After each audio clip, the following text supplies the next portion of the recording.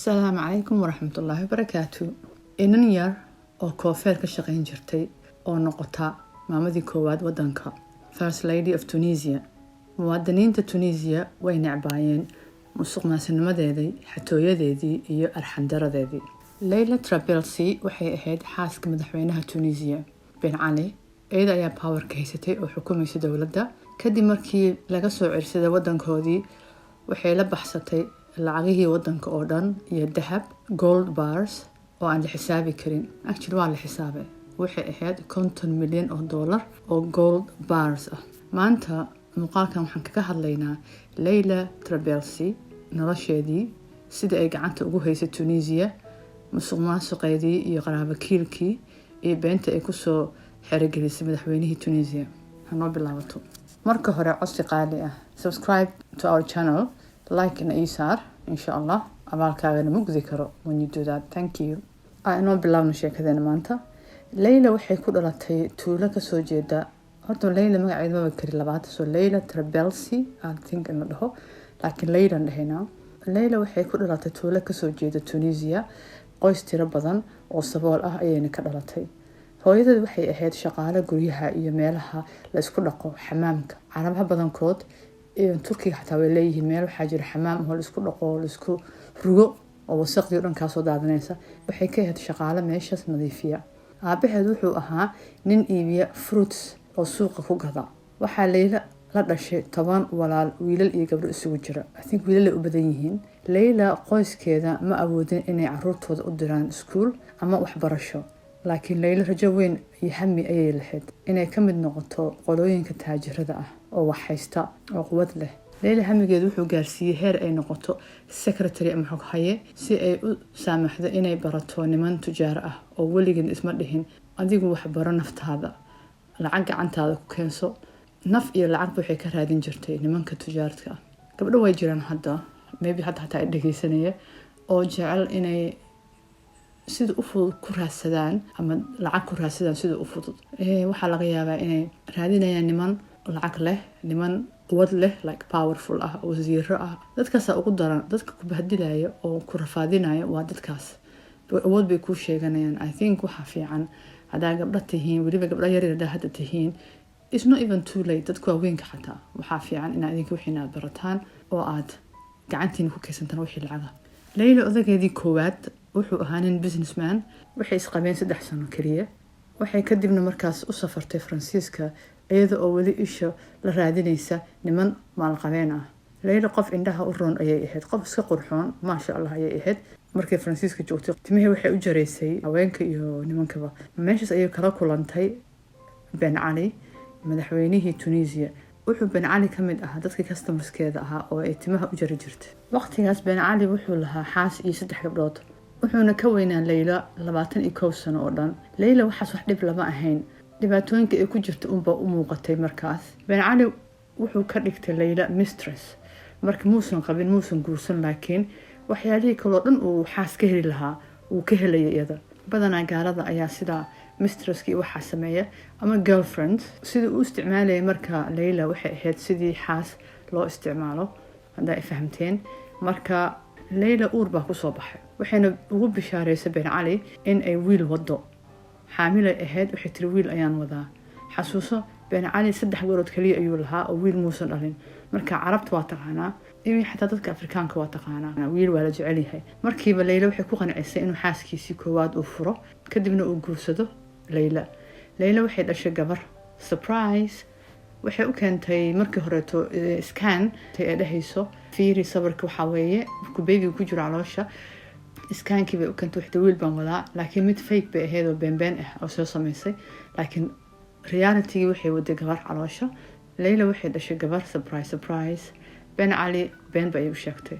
waa mar uu xaaskiisii rabay inuu ka tago. Leilana wuu guursaday, wuxuuna dejiyay the palace, qasrigii buu dejiyay. been bay kusoo xirigelisay.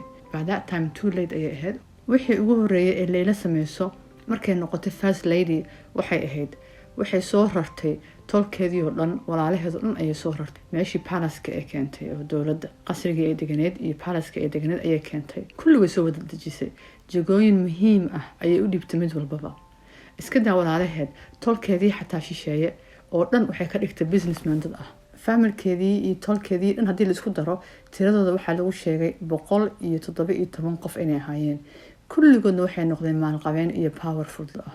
ummadda caadiga ah oo ku nool Tunisia oo business people-ka ah kulli waxay siin jireen bakshiish ama laaluush familkan Layla ka dhalatay. markii ay McDonald's for example markii McDonald's ay diideen inay laaluush siiyaan familka Layla waa laga mamnuucay inay wadanka ka furaan McDonald's oo dhan.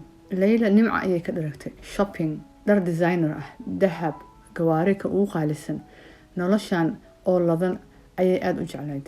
dhib bay u soo martay marka hore, faqri way soo aragtay, niman maalqabeen ah intana way ciirsan jirtay. dheel kuma imaan lacagtaan iyadoo waxay tiraahdaa waxaan waan istaahilaa. Layla caruurteeda xitaa waa la kibriyey.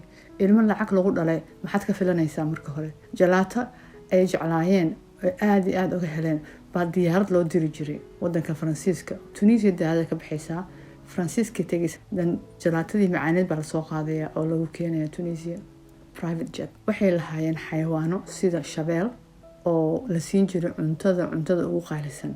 Layla sida ay u qariso corruption-keedii iyo musuqmaasuqeedii waxay aastay hay'ado ururo samafala ah oo kaalmeynaya haweenka iyo ilmaha iyo caruurta oo disabled-ka ah, iyo waxay kaloo abuurtay hay'ado oo kansarka dadka qaba inay ku caawiso.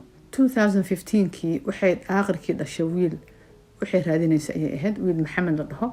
markaasna waxay jirtay 48 jir. Ben Ali waxaa ku dhacay jiradii kansarka isaga laftigiisii. wuxuu rabay inuu iscasilo. Layla way ka hor istaagtay arrintaas. markaas ayay la wareegtay xukunkii wadanka si qarsoodi ah. dadka jooga agtiisa laakiin way ogaayeen Layla inay ka dambeyso maamulka wadanka. Tunisian muwaadiniintii wadanka way karaahsadeen Layla iyo dhaceedii. nolol maalmeedkii wadanka ayaa adkaatay. shaqo la'aan xoog leh ayaa jirtay qaasatan xagga dhalinyarada. 2011kii ayaa waxaa bilowday kacdoon xoog leh. rabsho iyo qalalaaso ayaa wadankii oo dhan qabsaday. madaxweynihii iyo xaaskiisii Layla waxay u soo qaxeen Saudi Arabia ayagoo diyaarad u gooni ah soo koray.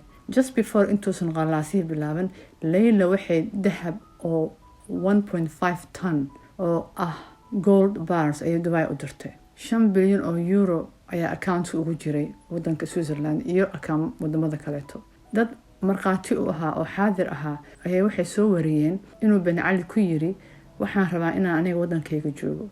Layla waxay ugu jawaabtay war naga aamus diyaaradda kor qaati billah ayaan ka taaganahay adiga iyo doqonnimadaadaba. dadkii madaxweynaha si joogto u arki jiray ama la shaqeyn jiray waxay yiraahdeen wuu ka cabsan jiray oo amarkeedii baa socday. iyadu baa xukunka haysay iyo familkeeda. 23 sano ka bacdi dawladii Ben Ali way dhacday. maalkoodii, gawaaridoodii iyo designer clothes-kii guryahoodii kulli dawladii cusbeed ayaa la wareegtay.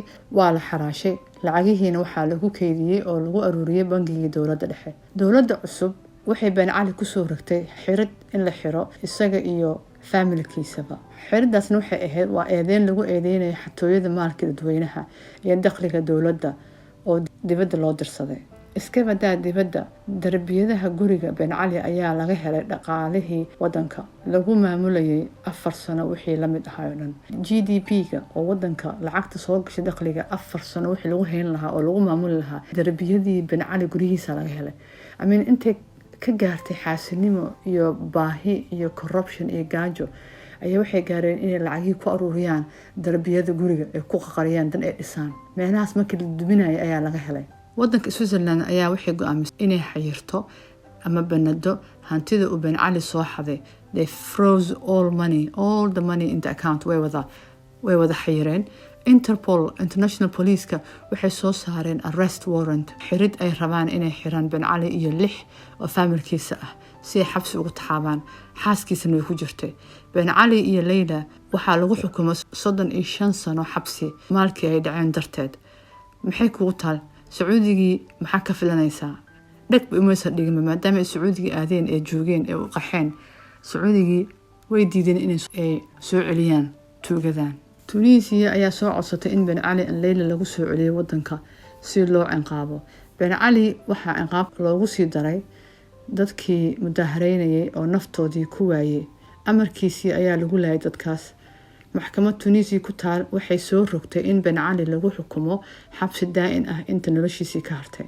laakiin Ben Ali kansar ayaa ku dhacay oo kansarkii buu ku geeriyooday Sacuudiga isagoo jooga. Layla baashaalkeedii ayay sii wadataa inkastoo ay isfureen iyadii iyo Ben Ali intuusan geeriyoon. shoppingkeedii ayay ku mashquulshahay weli. Kuwait aad, Qatar aad, inta 64 jir iyadoo ah bay weli waxay wadaa shoppingkii iyo dahabkii iyo wixii bay wadaa. familkeedii qayb yar ayaa la xiray. badankood Canada iyo Europe iyo Carabaha ayay ku nool yihiin. islaantan mid la mid ah ma soo marin wadanka Tunisia. intii ay dadkeedii caawin lahayd, wadankeedii horumarin lahayd, waxay ka dooratay in iyadii wixii dhan dam ka siiso. meel ayaan waxaan ka akhriyay hadda ka hor, jagooyin iyo maal kuma habboona qof faqri soo ahaan jiray ama faqri ku soo koray. ma yaqaanaan sidii loo maamulo wax. gaajo darteed ayay wax walba xatooyo iyo dam ka siinayaan oo naftoodii maaragtay ay ka farxinayaan. waxay isdhahayaan waxaan oo lacag weligii ma soo arag, mana arki doono, marka aan ka faa'iideysto hadda. I don't know, hadda wax Soomaaliya ka dhacay maybe waa saas, who knows. dadka Ingiriiska xukuma haddaad fiiriso waa dad kulli faqri aan kusoo korin, aristocrats. waa dad old money ah, way is yaqaanaan, waa dad kooban, behind the scene bay xukumaan, xukunka hoos bay u wadaan. waxaa laga yaabaa 1 iyo 2 iyo waxaas inay meesha soo galaan, laakiin we all know dadka wadanka xukuma.